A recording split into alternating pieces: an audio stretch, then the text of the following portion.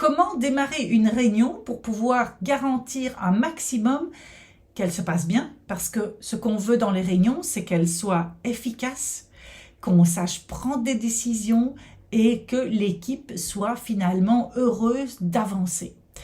Je vais vous expliquer l'astuce que j'explique et qui fonctionne mais super bien quand mes chefs d'entreprise le mettent en place. Bonjour, je m'appelle Karine Deville, je suis experte en puzzle d'équipe, c'est-à-dire que j'accompagne des chefs d'entreprise à se bâtir une équipe autonome, une équipe qui va savoir travailler ensemble, que le patron soit là ou pas, pour pouvoir gagner en sérénité, pour pouvoir être focus sur votre zone de génie et pouvoir vous libérer de votre équipe. Et cerise sur le gâteau, de pouvoir avoir une croissance à 2 chiffres au bout d'1 an, simplement grâce à l'équipe. Alors, suivant notre tempérament, nous commençons nos réunions soit en commençant à papoter, à prendre des nouvelles de chacun, suivant qu'on est beaucoup plus dans la relation, qu'on aime ça, qu'on aime que tout le monde s'entende, qu'il y ait une bonne humeur, etc.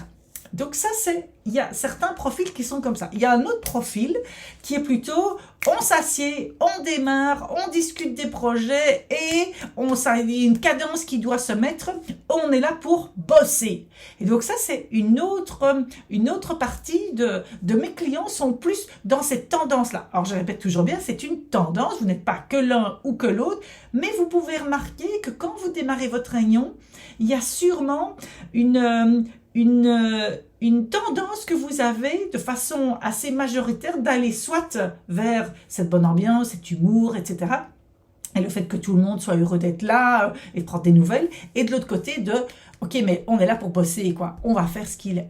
Et donc, ce que je vais vous donner comme astuce, tous mes clients qui le mettent en place voient une différence au niveau de la fluidité, au niveau de l'énergie qu'il y a dans leur réunion. Et cette astuce, c'est de commencer par travailler le ressenti.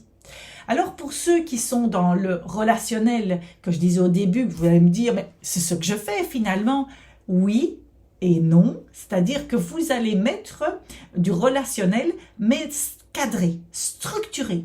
Et pour ceux justement qui sont dans le faire, qui sont à directement démarrer, c'est justement de mettre cette bulle au début, de savoir finalement comment chacun va.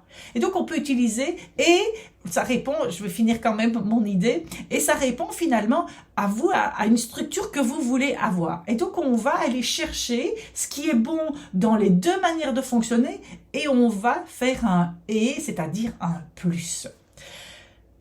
Donc, ce qui est important, c'est de travailler le ressenti que chacun a.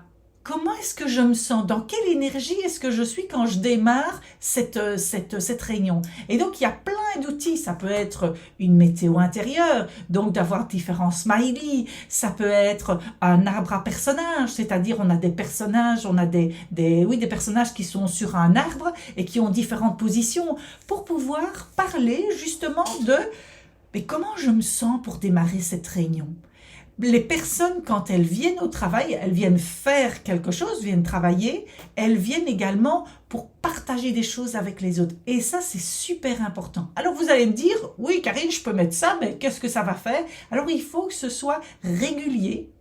Il faut que vous persévériez parce qu'au début, vos collaborateurs vont peut-être vous regarder avec qu'est-ce qu'il est en train de faire, qu'est-ce que ça vient faire. D'autres vont être « Oh, c'est génial » et tout ça parce que vous allez avoir ces deux tendances-là aussi. Et donc, c'est de continuer de persévérer là-dedans parce qu'au fur et à mesure, vous allez remarquer que c'est vraiment bénéfique pour le groupe.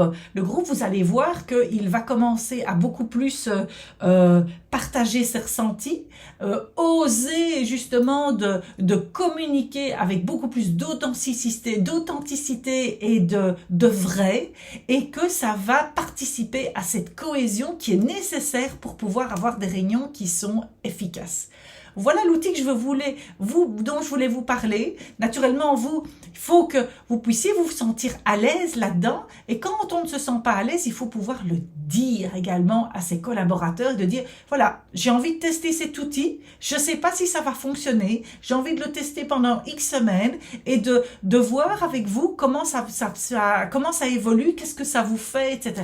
Et donc de le répéter, pour pouvoir, vous aussi, vous mettre dans ce mood-là, parce que si vous le demandez à vos collaborateurs, vous avez intérêt à vous mettre aussi, vous demandez à vos collaborateurs de sauter dans la piscine, vous sautez dans la piscine avec eux.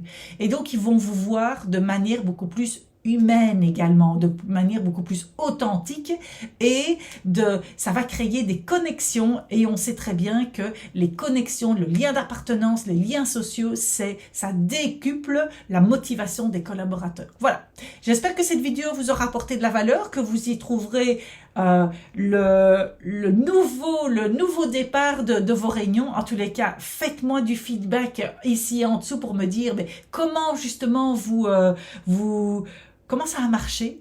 Si vous l'avez déjà mis en place, qu'est-ce que ça a donné? Je me réjouis de pouvoir entendre ce que vous me dites. Autre chose, je suis à la vidéo numéro 88 de mon défi 365 jours de vidéos sur YouTube. Donc abonnez-vous si vous voulez avoir d'autres vidéos. Il y a un test que vous pouvez faire également. Vous pouvez télécharger le test pour voir quel style de management vous avez, parce que c'est grâce en vous connaissant mieux que vous saurez mieux évoluer. Et donc, dans les réponses que vous allez voir par rapport à ce test, je vous explique également les points sur lesquels vous pouvez travailler dans les tendances dans lesquelles vous êtes. Vous pouvez également l'envoyer à quelqu'un, parce que on ne peut pas aider tout le monde, mais on peut aider une personne à la fois. Et si vous pouvez aider cette personne, elle vous en sera reconnaissante. Voilà, j'espère qu'on se reverra bientôt. Je vous souhaite une belle journée. Au revoir.